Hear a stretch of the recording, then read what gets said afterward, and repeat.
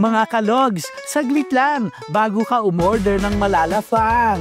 Meron akong mga pampabusog, mga tila sosyal na chibog. Nasa wallet ay hindi nakakaalog. Kung gustong magpalamig sa init, sa milk tea at kapeng malamig, kumakapit. Pero dito, ikaw na ang give up. Malabalding panulak na masarap. Pagod na ang bibig mo sa sip-sip. Sa cream at yelong hindi tinipid. Kaya ang labanan, anli higop. Sa asukal, hindi ka magdarahop. Pero kung ikaw naman ay mapagbigay, pwede i-share sa mga kasama sa bahay. Sulit sa 149 pesos ang milk tea. 199 naman ang gahiganteng Frappy.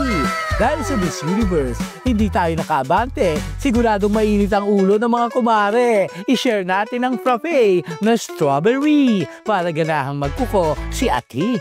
Parang lalo tataba dito. Makrimi siya. And then, hindi naman siya sobrang tamis, tama lang. Kaya hindi ka, pag sinabi ng magkaka-diabetes, hindi naman.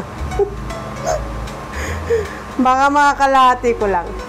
Dinayo naman namin dito sa Pasay ang pantawid gutom na siomai. Pero hindi toyo man siyang isasabaw dahil iba't ibang sauce ang mag-uumapaw. Wow! Ang Noypi's favorite, yung cheese. Masarap din ang garlic mayo, walang halong charis. May smoked barbecue na pangkanto, buffalo para sa mga atapang-atao, at sweet chili kung gusto mong manigurado. Ang nakaisip nito, si Edward na Bagets. Nitong taon lang din napatayo ang kanyang business. Homemade lahat ng sauce na malapot, kaya ang sarap, hindi na uudlot. At kung anli sabaw ang gusto, walang aawat sa cravings mo. Kaya hala, extra rice pa more! Homemade din po yung mga sauce and siomai and yung Shanghai po. Lahat po ng product namin homemade. Sa expenses po, sa gastos sa mga products is pinipilit po namin pababain yung presyo para maabot ng masa. Usually po, mapapadalas po kami dito kapag after po ng school namin. Food trip po kasi, kumbaga swak po talaga siya sa panlasa po eh. Tsaka usually, first time ko kumain ng Pride na may iba-ibang flavor ng mga sauce. Kaya mas na-attract ako sa binibenta nila ngayon. Lalo na po yung buffalo. Yung po, kasi mahilig po ako sa maangang. Gusto ko yung cheese eh. Kasi sakto talaga siya lalo doon sa may Java rice kapag hinalo talaga.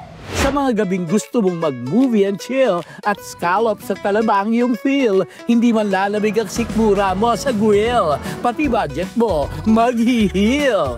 Nagsimula po talaga kami sa grilled balot. Nung tumagal-tagal po, dahil hindi na nga po siya masyadong nag-boom, nag-isip po kami ng ibang pwede namin itinda. Nakita po namin na itry po yung talaba and scallop po hanggang sa nakahanap po kami ng mag-supplier po namin. Dahil hindi na kailangan pang sa resto. Sa tabi-tabi lang ito nakapwesto. Sundan lang ang usok sa kalye. Hindi ng tambucho, kundi ng mga kabibe. Pearly shells from Nabotas. Ngayon'y mauutas. May suka rin for sure. Sa cheese linamnam talagang mapapakanta. Meron ding maanghang na pampagana. Isang plato kung gusto mong magsolo. Kung magyayaya, meron ding bilao. Makakasigurong fresh ang scallop sa Toyster. Dahil araw-araw daw sa kanila ang deliver. Bumabalik-balik po. Pag minsan po, na wala kaming stock, chat pa rin po talaga nila kami. Gumagawa naman po kami ng paraan para magkaroon pa talaga kami ng stock. Kasi minsan pag bagyuhan po.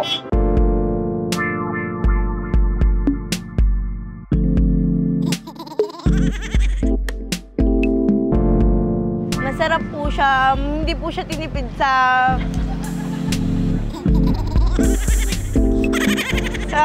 cheese and then sa bawang. Hindi po siya tinipid sa ingredients. Sotang fresh siya. Hindi siya malansa.